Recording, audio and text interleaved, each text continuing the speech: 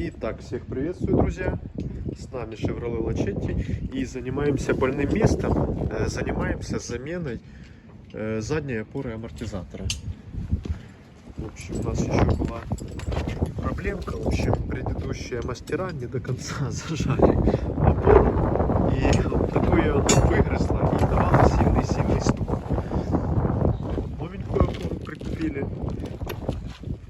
Так, что для этого делаем? Стягиваем пружинку. Чтобы стащить саму опору, нам необходимо было поддомкратить, естественно, колесо, вывести тормозной шланг зацепления и открутить стоечку стабилизатора. И здесь ключиком на 18 открутить кулак от амортизатора.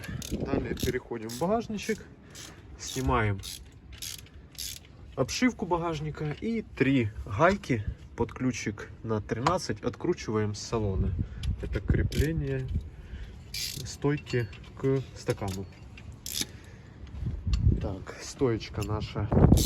Амортизатор у нас в порядке. Пыльник в порядке.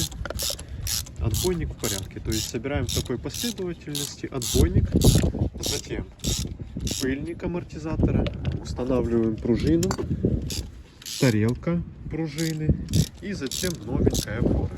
Шток обязательно смажем.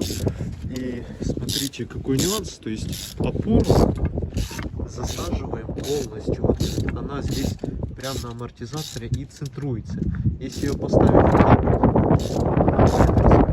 отверстие, вы до конца гайку не зажмете, оно будет по чуть-чуть стучать, по чуть-чуть разбивать, пока стук вам этот не надоест. В нормальном состоянии у нас стоечка стабилизатора. В общем, собираем. Так, начинаем собирать. Сейчас хорошенечко прочистим резьбу и промажем ее обязательно. Затем будем устанавливать тарелку верхнюю, затем опору. Новенькую, естественно.